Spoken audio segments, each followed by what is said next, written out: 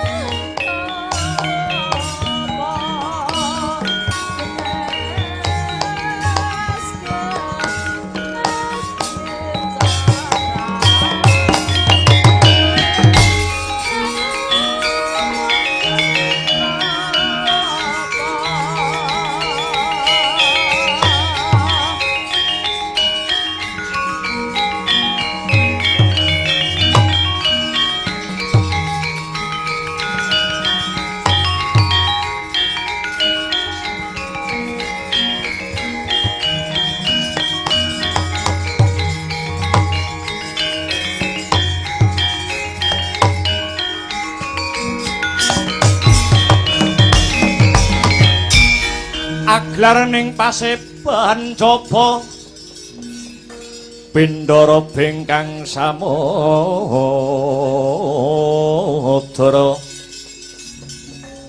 Obra busananing wadya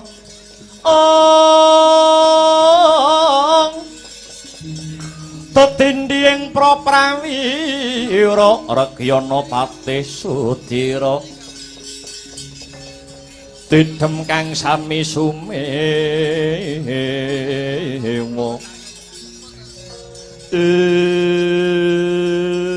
wit latalah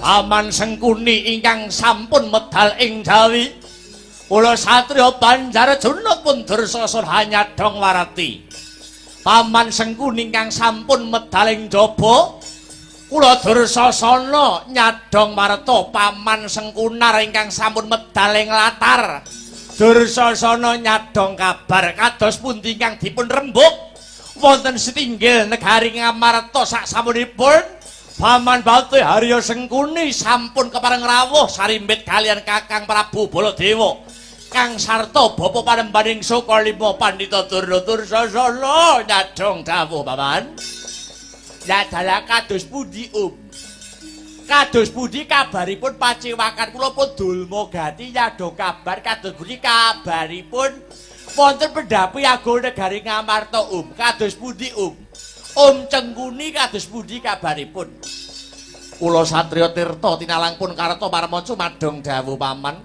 kula Ratu Sindhu pun Jaya Jatra tu madhong dawuh Paman kula surtai ngadhong dawuh Paman kula pun swatama ngadhong dawuh Paman iya dina iki kabeh para Kurawa kang wis manunggal kang sarta tetunggalan angka sepisan rungokno angka loro gatekno angka telu nglakonana dina iki sing pirembakan kang mapan ana ing negara Ngamarta aku wis kelakon prapta ana negara Ngamarta sarimbit kelawan sinuwuning Mandura Prabu Baladewa kelawan Kakang Wakning Gondel Saka Lima saperlu nyilih wujude jimat jamus Kalimasada kinarya usada negara Ngastina kang dina iki lagi ketaman pagebluk mayangkara larang sandang tuwin pangan pirembukan durung rampung dilalah ana babak anglayoni jujul Hanusuli ya kuwi tekane Petruk Kantong Bolong kelawan adine ya kuwi Bagong Petruk lan Bagong duweni sedya napa Man Petruk lan Bagong tinemune ya duweni karep kang padha ya kuwi bakale nyilih wujude jimat jamus Kalimasada. Petruk lan Bagong nyilih jimat jamus Kalimasada arep kinarya bapakne ya kuwi Semar Badranaya anggone bakal duweni niat ya kuwi niate Semar bakale bangun desa. Iki mungguh panemune Patih Sengkuni wis termasuk gagasan sing ora tinemu ing nalar. Semar ki sapa? Semar ki wong boga sampir. Semar ki kere munggah bali wong kere gedibal 17. Yen tanpa ana lelabuhane para Pandhawa, Punakawan iki ora mungkin dadi wong sing kopen, ora mungkin dadi wong sing mulya. Ragat saka ngendi, Punakawan ki wong kere, Punakawan ki wong melarat. Lah kok arep duweni gagasan, arep duweni gegayuhan Semar bakal bangun desa. Iki wis ora tinemu ing nalar, langka tinemu ing rasa. Makaten Maman, iya pancen bener.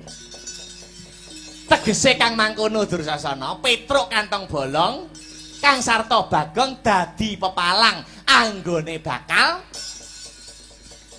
para Kurawa bakal nyilih wujude jimat jamus Kalimasada. Mengki riyin kula tak takon Man, takon apa Dursasana? Ngastina ketaman pagebluk mayangkara larang sandang larang pangan. Mila lumantar Koko Prabu Baladewa Kurawa golek silian. Kurawa golek ampilan wujudipun jamus Kalimasada. Pancen bener, kula niki nggih wong Ngastina. Kasatriyan kula Banjarjunut niku ke bawah wilayah Ngastina. Ning kula rasa-rasake Ngastina niku mboten kenging napa-napa Man. Ora enek pagebluk mayangkara, ora ana wabah, ora ana rubeda. Sandang kang sarta pangan regane iki ya tinemu ing nalar. Lah kok sampean ngomong nyilih jimat jamus Kalimasada arep nggo ngusadani panandange. negara Ngastina kamangka Ngastina niku mboten kenek ngopo-nopo man. Dursasana meneng cangkemmu aja banter-banter. Iki janjane reka dayane Patih Sengguni sanggit rungsite Patih Sengguni. Tri Candra Kawuri utawa 3 wulan kepungkur aku kepengin golek cara murih ringkihe para Pandhawa. Piye carane Patih Sengguni? Aku nyebar preman bayaran. Ning tinemune malah gagar wigar datanpa karya. Konangan karo peranaan Pandhawa, preman bayaran digasak dipateni karo peranaan Pandhawa.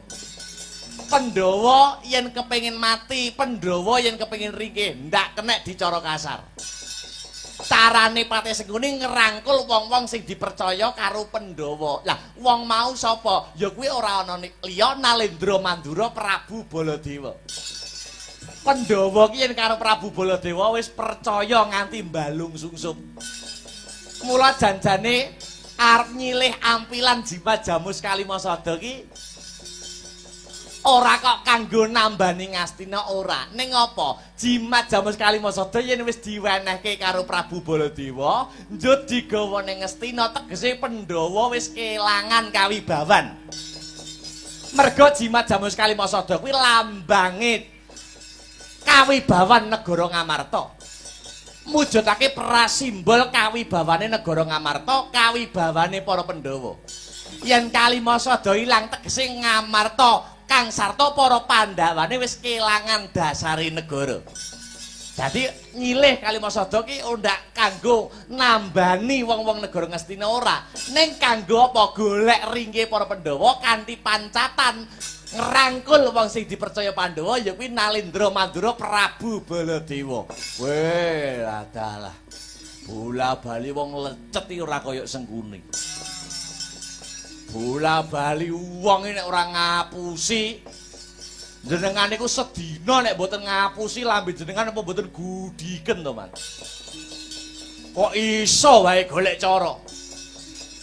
Iki yen ana penake kabeh Kurawa melu ngrasake. Lah timbang Kalimasada disilih Semar, Semar gawe ontran-ontran bakal mbangun desa ragat kondi jajan. Lho ampun nyepelekke Semar lho, Semar niku ambak ketoke tata lair di Sawang Mongkere. Niku panjelmane Sang Hyang Ismaya. Dewa sing anyalira titah, gitu. Dewa kang asarira manungsa. Nggih Semar iku ampun nyepelekke kali Semar, Semar niku disenengi kali wong akeh. Buktine napa? Jenengan dolan teng desa-desa, jenengan dolan teng gunung-gunung. Ning omahe wong iki mesti do dicenteli gambare Semar. Ning kula mboten tumon wiwit riyen nganti sakniki. Wong nempelke gambar Sengguni ning omahe wong niku kula mboten tumon. Cangkemmu menengo asu. Ora sanguman-uman.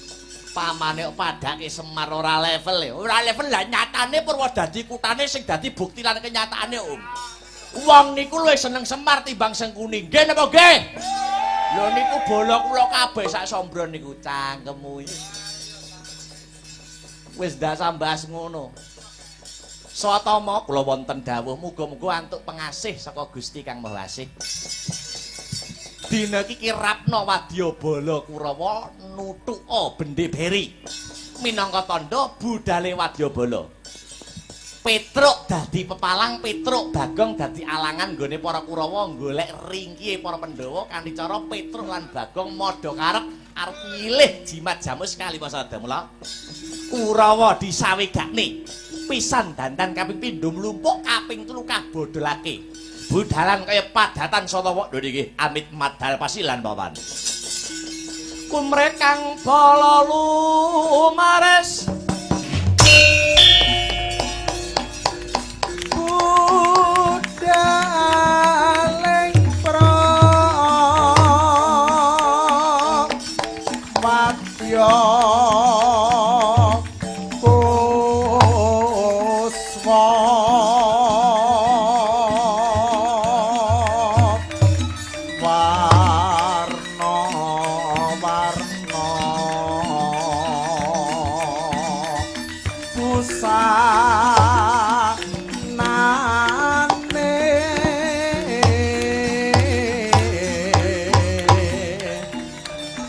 Saka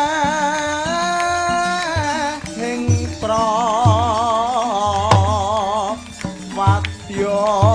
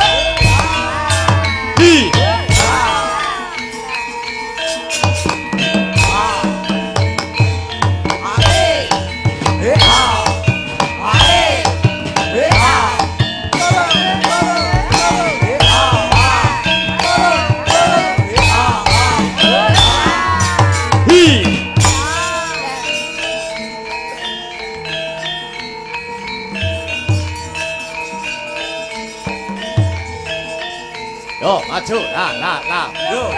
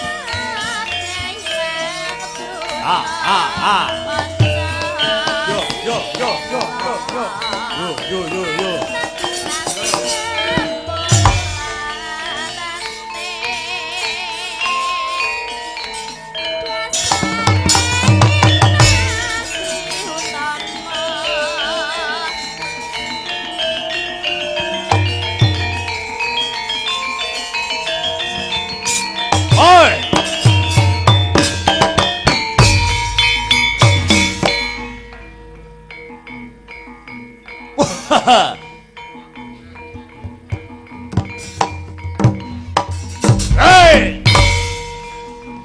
Hi! Ah! Hi! Ah! Hi! Ho, ho, ho, ho.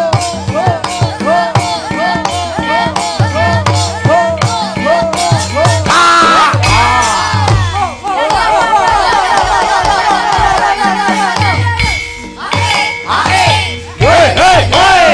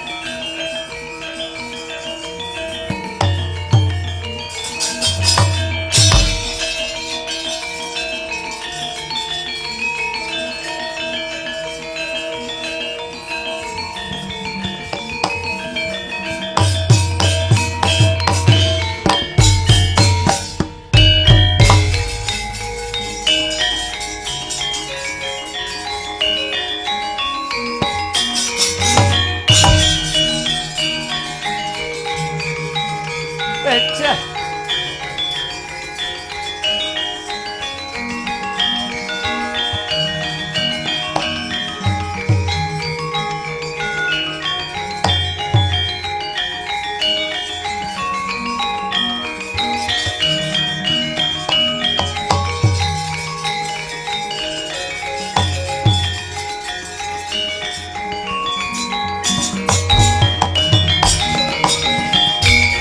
Ridho mawur mangawawur-wurahan pengaraning ajurit gong maguru kongso tetekaya butula para pangri ing turangga hesti miwang dwaja kang kegeter ora kata ingkang dwaja Duaja lelayu sepit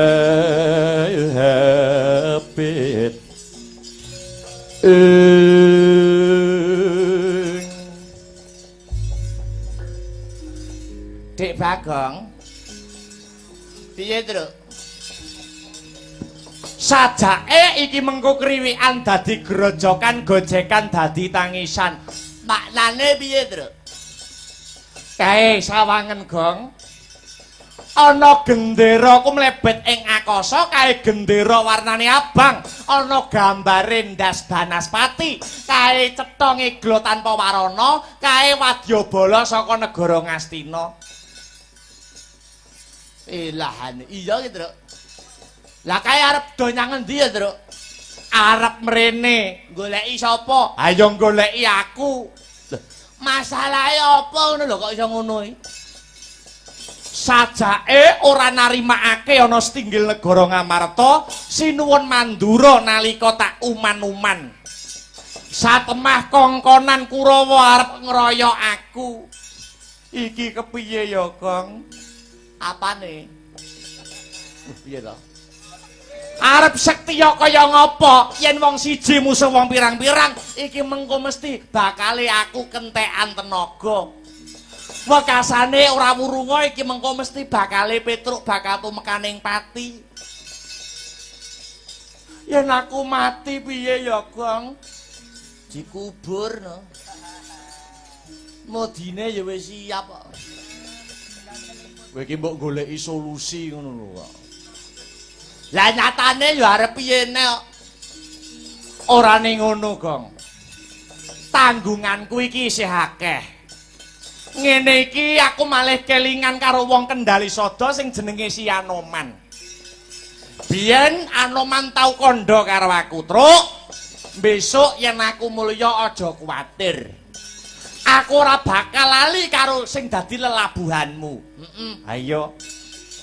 Saking gedene lehmu labuh menyang aku, Truk Seksenana. Sok sawanci-wanci kowe kapengkok ing Pancabaya, aku sing bakal mbelani karo kowe. Engko kepepet-pepete kowe arep dipateni wong pirang-pirang, kowe ora usah nyeluk aku mesti bakal teko dhewe. Sing ngomong ngono kuwi sapa? Anoman. Lah ndi saiki? Lah ya kuwi. Nek nggur janji akeh tunggale. Ning sing penting kuwi bukti lan nyatane. Ngerti aku dihapusi Anoman kaya ngono biyen jaman cilikane pas isih jaman dadi munyuk. Wah, lah kok tak gecek ndase tenan. Sapa kuwi? Anoman. Ngono, kamangka dheweke saiki iki dadi pendhita. Sipate pendhita lati pakarti kudu nyawiji yen iya ya iya, yen ora ya ora. Sabdane pendhita kuwi kaya sabdane Ratu Pindhawe Kresna ingkang tumetes glancang seta. Sayekte ora kena dibusak, sayekte ora kena den ilangi, ngono. Ngerti Anoman janji kaya ngono, bareng saiki ora ana bukti lan nyatane nalika jaman monyet jek cilik ngono kae. Wah, tenan tak bacok ndase tenan. Sapa kuwi? Anoman. Masane apa? Isane nggur janji tok tanpa ana menehi bukti apa-apa. Nek nggur janji Petruk ya iso. Nek bukti lan kenyataane ndi lho? Bacok ndase. Sapa? Anoman. Mbok dadi menungso ki aja ngrasani elek. Becik mulat sarira angrasa wani, becik introspeksi diri. Anyel kok, gething kok, pegel kok Petruk. tanpa labuhane Petruk Anoman saiki ora iso urip mulya, Anoman saiki ora iso sukses.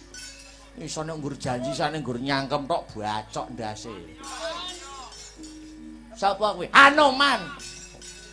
Ngerti nek kedadiane koyo ngene Anoman cilikane nalika jek jaman cemong mbiyen wah kepruk ndase bablas nyawane. Sapa kuwi? Anoman. Sembah sungkem tangan bekti kula katur ndara. Ya wis tak tampa Bagong. Aduh Petruk iki edan tenan iki. Padha kirene kok. Truk. Ning guri enek dompet jiglak iki nggone sapa? Ayo denanggon aku.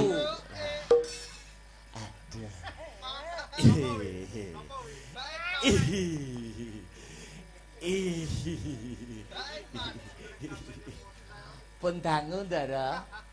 Wis. Iku ya omong wit mau-mau to. Mbok ngono kuwi nek enek Ndara Anoman iki kedhep nyang aku. Aku wis kedhep nyang kowe ngono kok. Lah aku ora ngerti, lah aku nggo kacamata ireng kok. Mangsane apa? Tak kira kowe mau nyembah pangabekti iki karo aku, nyembah pangabektimu kanggo aku. Padha kirene sembah-sembahan. Mangsane apa? Truk. Dalem, truk. Enten apa? Nyedak kene. Nyedak kene. Sok menungso kaya kowe iki nek mati sing bosok cangkeme sik. Ya di freezer no kowe. Kowe kapeng kok ing Pancabaya. Nggih kula kepepet. Kepepete apa? Perkara utangan? Mboten. Kowe arep ngopo? Kula badhe dikeroyok Kurawa. Kowe arep dikeroyok kalian para Kurawa, perkarane apa? Sinuwun Mandura Prabu Baladewa badhe ngambil wujuding jimat Jamus Kalimasada kalian sinuwun Ngamarta Prabu Puntadewa kagem waluyane negari Ngastina. Kula nggih sowan, karep kula nggih padha badhe nyilih wujudipun jimat Jamus Kalimasada kinarya. Nuwun inggih Bapak anggenipun gadah gegayuhan badhe mbangun desa. Geger dredah minggahipun Pancabakah. Baladewa geger karo Petruk. Baladewa nek musuh Baladewa tok kula wani, kula mboten wedi. Ning masalahe Prabu Baladewa ngejak Kurawa sing semono kae. Kowe wedi karo Kurawa. Mboten kok kula wedi ning nek siji musuh wong pirang-pirang niku mesti kemawon Petruk badhe kentekan tenaga. Ora wunu kok Petruk bakal mati. Lah banjur kula nyuwun bantuan nggih Ndara. Kula mengke nek dikeroyok kalih Kurawa kados pundi nasibipun bojo kula sing ngelani aku kok. Sing ngelani aku. Kaya doyan karo ipene, ning bolong aku. Wong edan mas aku. Monggo nggih Ndara, kula nyuwun senjata pitulungan, kula nyuwun tombak kenceng kalian Paduka Ndara Anoman. Aku gelem nulungi karo kowe. Nggih, ning ana syarat-syaratane. Syaratipun menapa? Sing duwe perkara iki dudu Anoman ning Petruk karo Kurawa. Nggih, lajeng sing nantang ne Kurawa kudu kowe.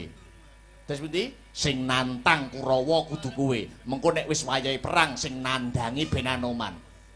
Sing nantang kowe, sing perang Anoman. Oh kadung tak tantangne sampean mlayu. Kadung tak tantangne jenengan kabur. Ayo remo Petruk. Ora. Kowe sing nantangne, engko sing perang karo Kurawa ben aku. Oh kadung tak nyangne ora gelem bayar. Ya apa jane? Gelem ora nggih kersa tantangno Kurawa, Anoman sing ana mburimu. Oke, siap mangkat. Mangkat kau. Oke.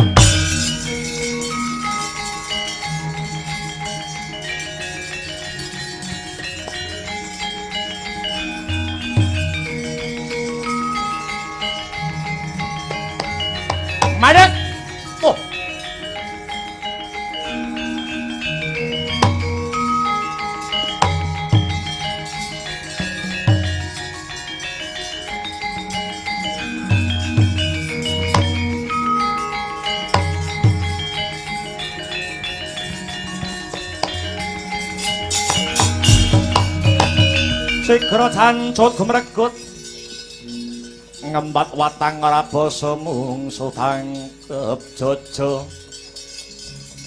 tangkep jojo kantaran bau sayekti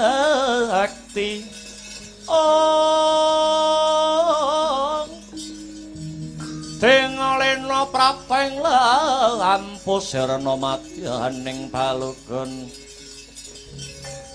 sirna madyaning palugun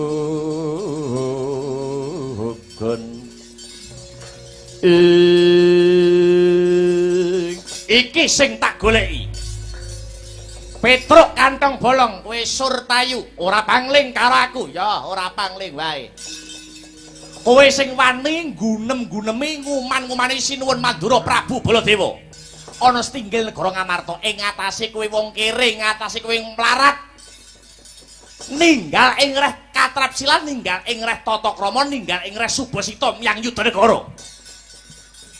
wani-wani madha karep karepe Sinuwun Mandura Prabu Baladewa ngerti ya Petruk Prabu Baladewa nyilih wujude jimat jamus Kalimasada kuwi arepe minangka dadi waluyane negara Ngastina kang dina saiki lagi ketaman wabah, lagi ketaman pagebluk Mayangkara. Anggepmu apa? Anggepmu wani-wani madha karep arepe nyilih jamus Kalimasada arep kok nggo bapakmu arepe mbangun desa. Anggepmu apa? Semar ki sapa? Semar ki wong pidak pedaraan. Gedibal 17 ibarate. Kowe ngenyek aku monggo Mas. Ning nek ngenyek karo bapakku dawa urusane. Kowe ngenyek Petruk saelek-elek ora apa-apa Mas. Lah bapakku sing ngukir jiwa ragaku. Kok mbok nyek-nyek aja to mbok nyek, aja to mbok cacat bapak. Bapake dilirik-kirik, kirike tak bleh. Tak bleh terus tak pangan. Anggepe apa? Kowe apa ora wedi karo para Kurawa? Kurawa ki ora sithik cacahe. Wong atusan ngruyuk kowe kelakon dadi emput kowe musuh karo para Kurawa. Tidak bisu.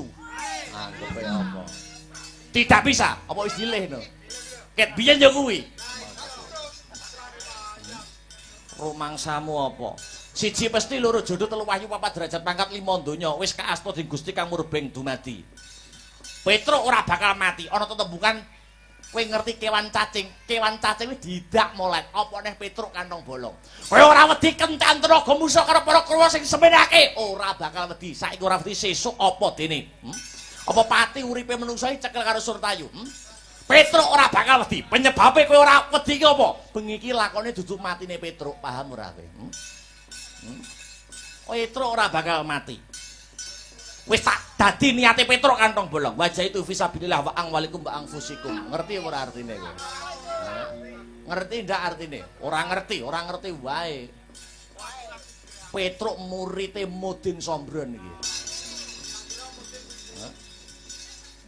man wengko mlayu ora aku ning ngurimu aja mlayu lho man cahe menteleng iya aku ning ngurimu Grenengan ning guri grenengan apa? Grenengan apa? Maksane apa? Petruk ora wedi. Kok grenengan ning guri dudu urusanmu. Anggepmu apa? Ayo, 100 bareng ambruk 1000 bareng maju. Weh lah dalah bocah wis bosen nyawang sorot ing srengenge wis jeleh ngemut lagi ning gulo. Kelakon mati dening Surtayu. Man wengko mlayu ora. Aja mlayu ya, Man. Wonge wis kerot-kerot lho, Man. Kowe siap-siap apa? Iya, tenang. Kowe iki ora sah ndembek-ndembek. Masamu apa? Kowe iki grenengan ora sah. Mangsaku sapa? Ora sah. Urung kok aku. Lho, ngenekno masamu.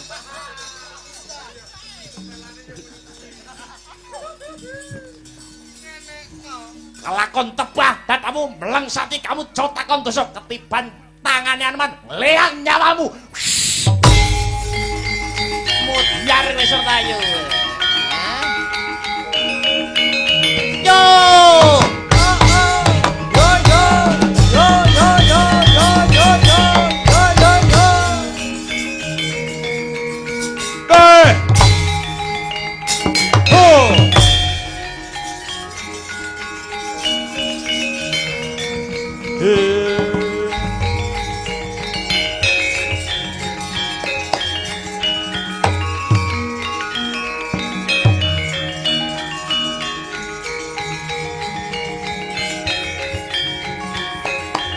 As.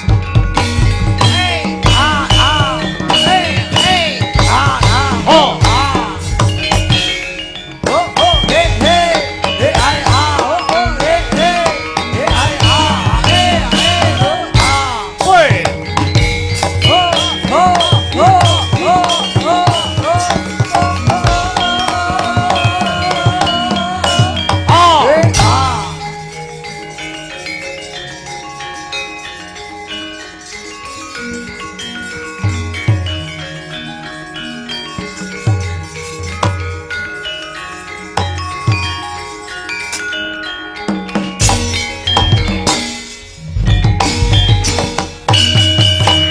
Andedel gayuh kekono Risang Ramandaya Patyana Yaksa Gungcang Prama namane welek katak sini jejagi jroning marih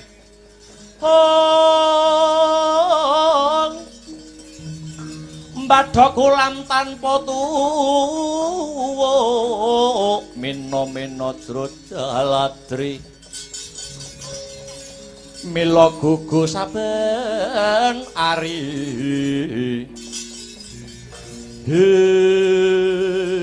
Mas Miber panonku pating kalebyur layak Petruk gembelun dase tinemune jebul ana sing ndekengi ora pangling wanara kusika seta wanara tegese kethek kusika tegese werna seta tegese putih kethek warnane putih Anoman mong kendali sodo pancen bener Surtayu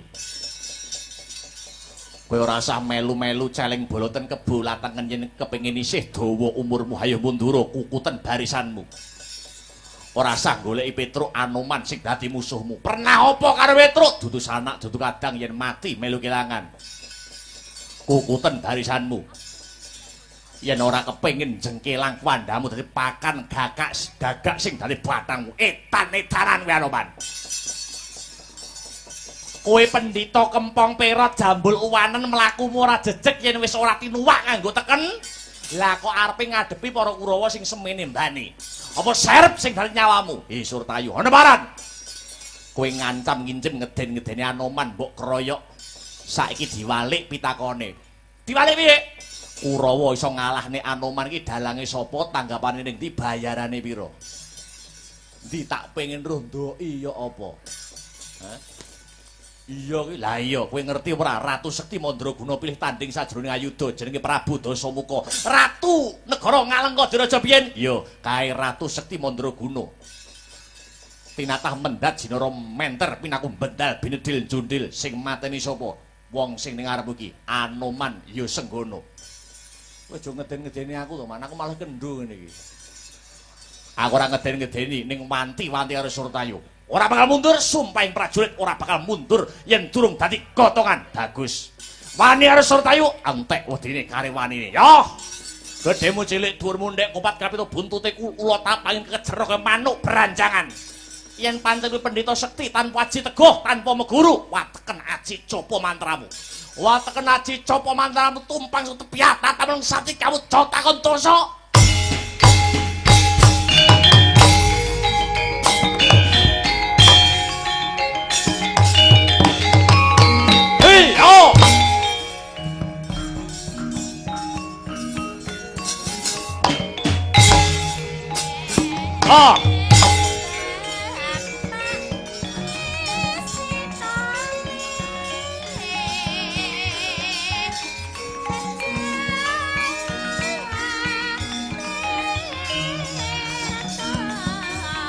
Awas. Hey. Hey. Ho. Ah. Ho. Hey. Bye. Oh. Ah.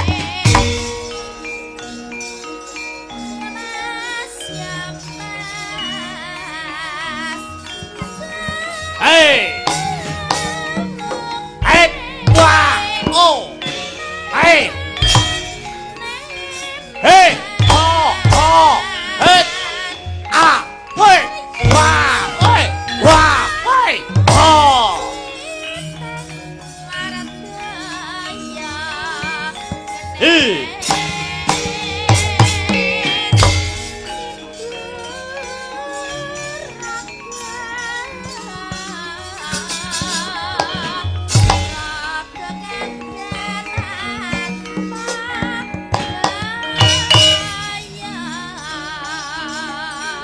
Oh, baik. Wah. Mati aku. Oh, hey. Oh, hey. Oh. Hello. Ha, hey. Oh. Oh. Hey. Ah. Oh. Oh. Hey. Oh. Ah. Eh. Oh. Ah. Hey. Oh.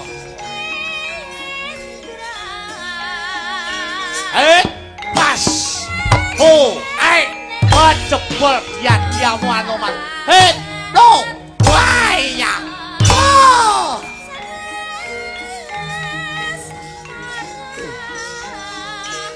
Oh, oh, oh, oh, oh, ah, oh.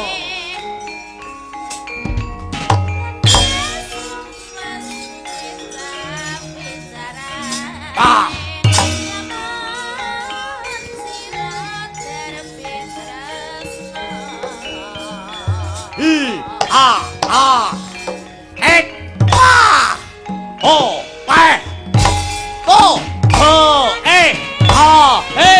Oh, oh, oh, yar,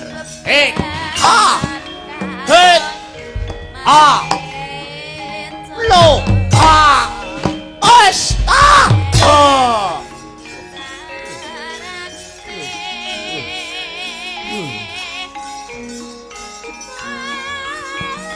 Hey, lo, oh, oh, oh.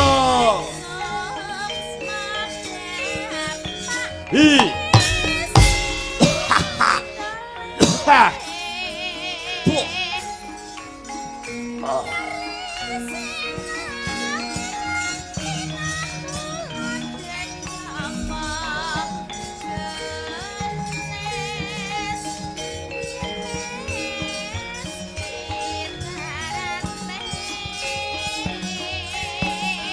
Hey.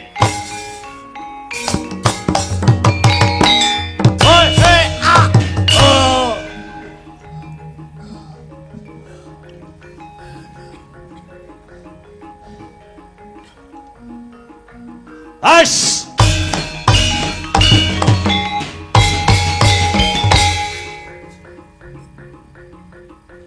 Huh!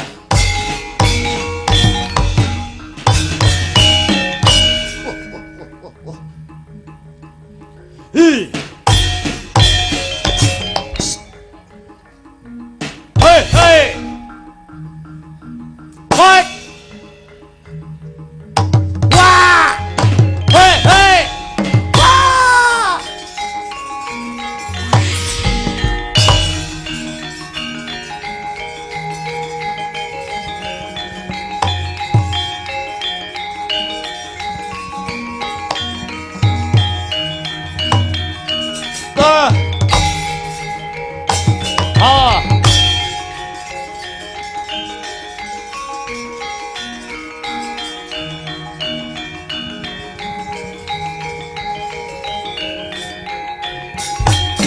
Anoman Swatama ngecak pirang-pirang ladeni maju sak cindhil abangmu biangsa telek iki. Ho ha hi wah liang-liang abro. Hai ha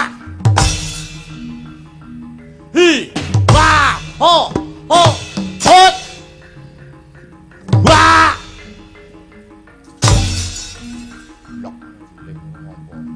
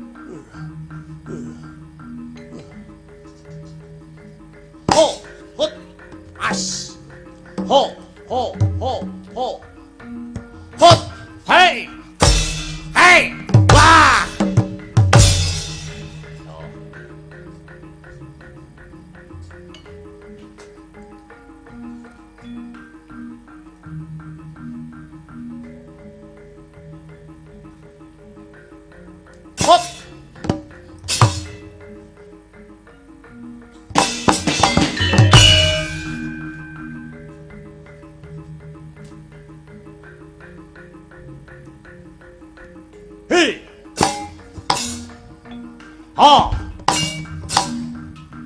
Hey, ho, hey. Hey, ah, ah.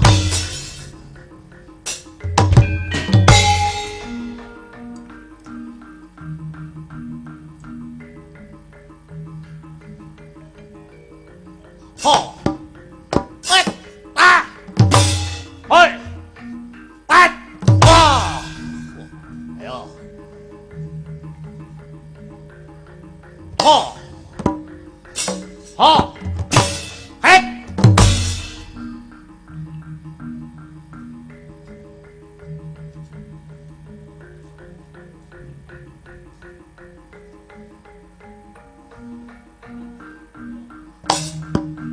Hốt ba hey ho ho ho hốt ba wow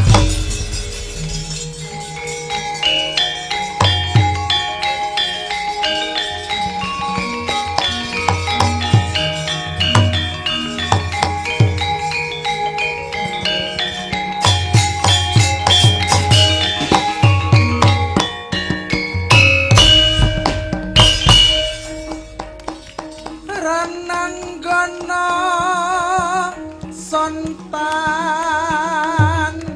endok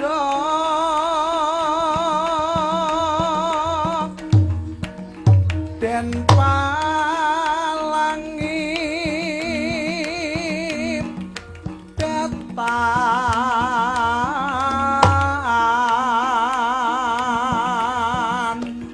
kikre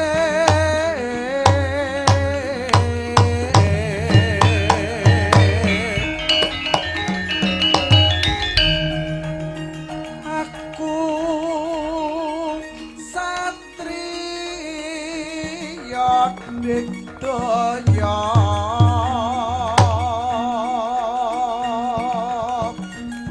bareng mati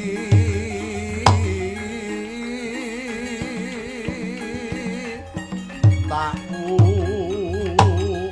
cuti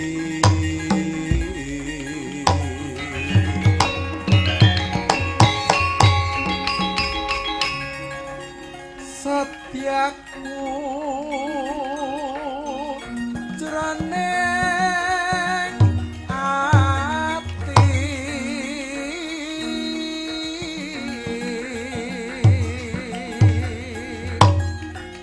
yen mati beliwan aku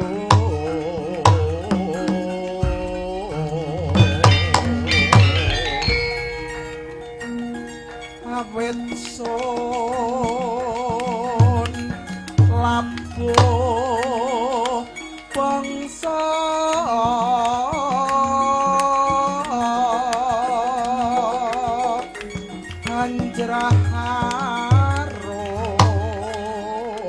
hanjraharum asma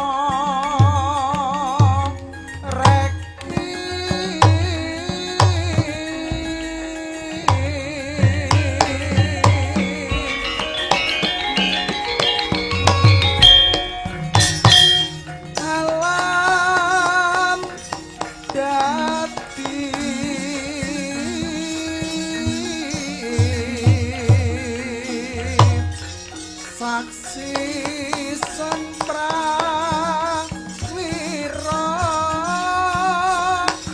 tama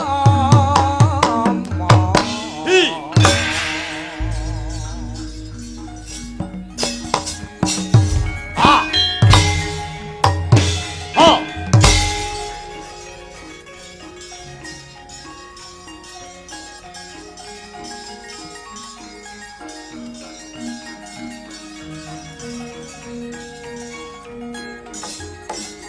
ora pangling bocah pringgodane Gatotkaca Jaya Jatra ora ana musuhmu kejaba mung aku ayo maju yen pengin jengkelang sing gene kuandamu bosen urip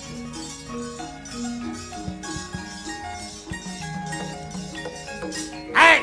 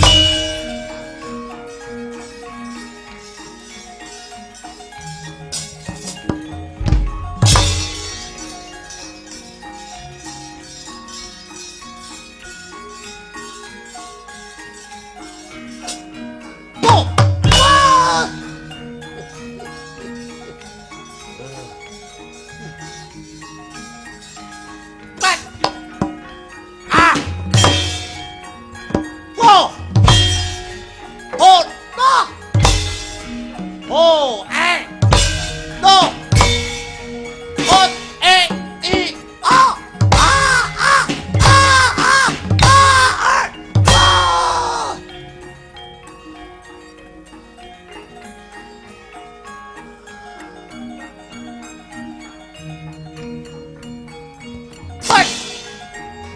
no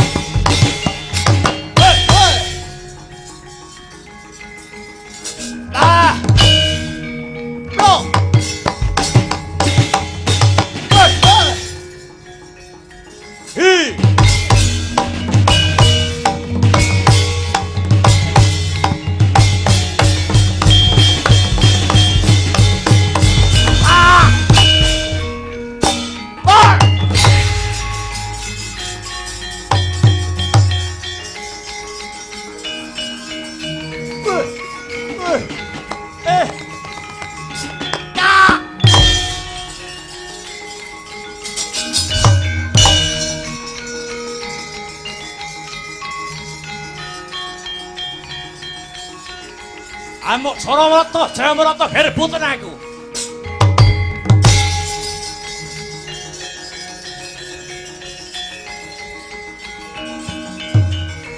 No.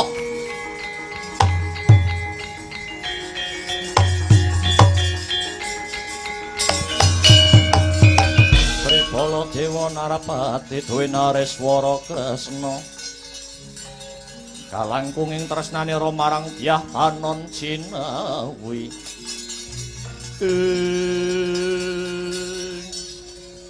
Sajake Petruk wis bosen ngemut legining kula jeleh nyawang sora teng srengenge. Wani ngadepi Nalendra Mandura Prabu Baladewa. Sing kula waneni dudu Baladewani. Ning sing kula waneni tumindak paduka ingkang sewenang-wenang. Ora nyawang wong pangkat apa wong melarat yen sing ngajeni sapadaning urip Petruk ya bakal ngajeni. Ning yen sugiya kaya ngapa karo wong cilik suwiyah-wiyah Petruk ora bakal mundur. Kowe ora wedi babar pisan musuh tanding lawan aku. Pati uripe menungsa menika ingkang asta purbane Gusti Kang Mahanasa. Serep nyawane Petruk. Mangketok saking Aji Jaya Kawijayan sampeyan. Mati saiki apa sesuk ndak anggap padha ae. Sapa bener bakal jejer, sapa salah bakal seleh. Trolong nenggala jengkelang oncat nyawa Petruk.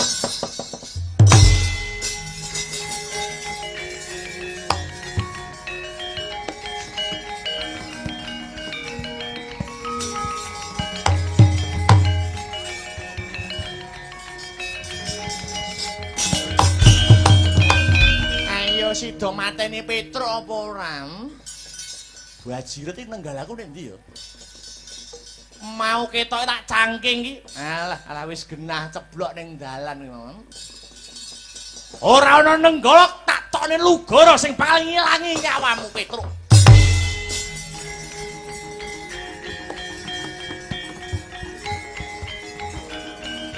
Ayo.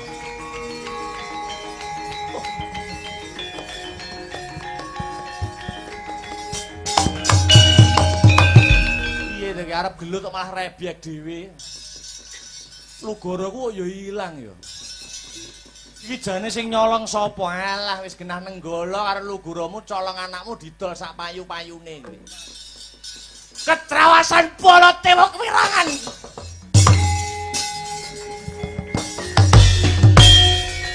Mundar kowe.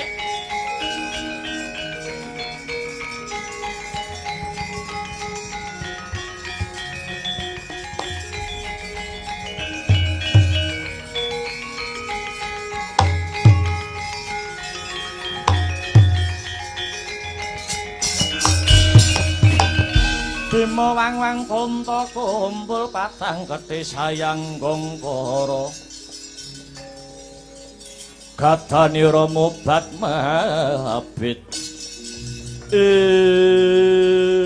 Ndara jadi pati Ndara iya Petruk leren ana anggonmu padha regejekan karo Koko Prabu Baladewa nyuwun pangapunten Ndara upami sinuwun Mandura mboten ngawiti Petruk inggih mboten badhe ngladeni aja padha nyalahke siji lan sijine kabeh keputusan babagan sapa kang disilihi wujude Jamus Kalimasada bakal diwedharke bendaramu Puntadewa nyebar godhongkara sabar sawetara ngestaken dawuh Ndara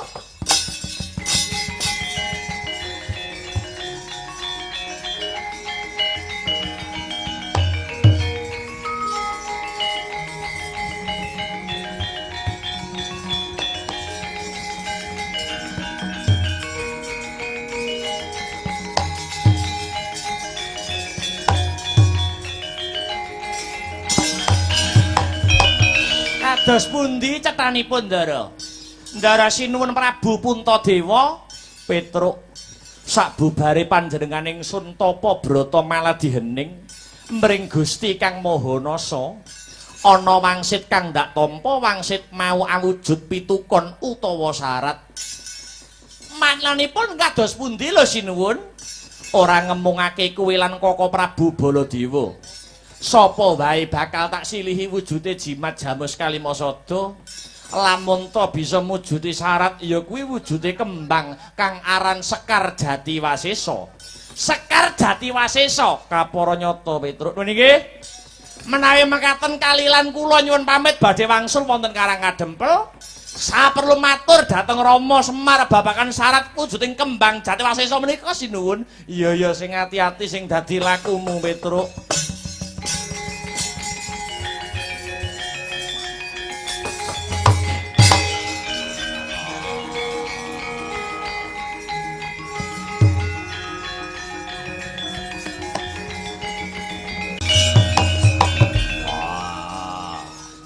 Selawase urip wiwit Jabang nganti Cerabang Werkudara durung nate krungu kembang kok jenenge kembang Jatiwasesa.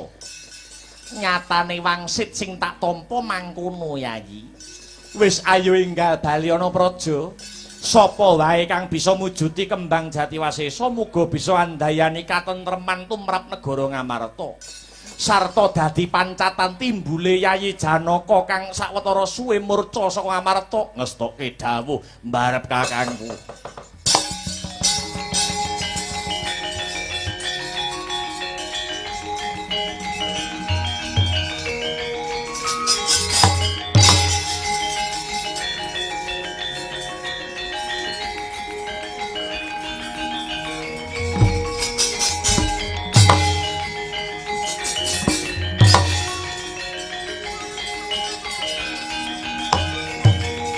Ora mikir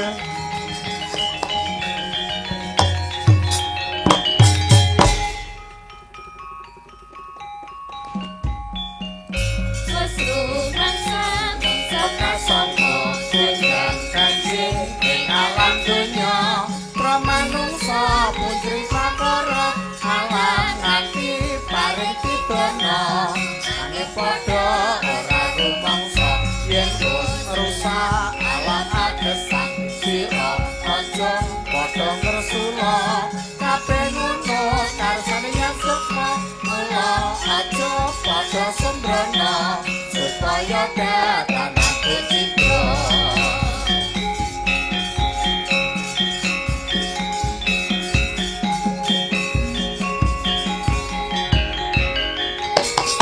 Kresna aku njaluk pambiyantumu Kresna.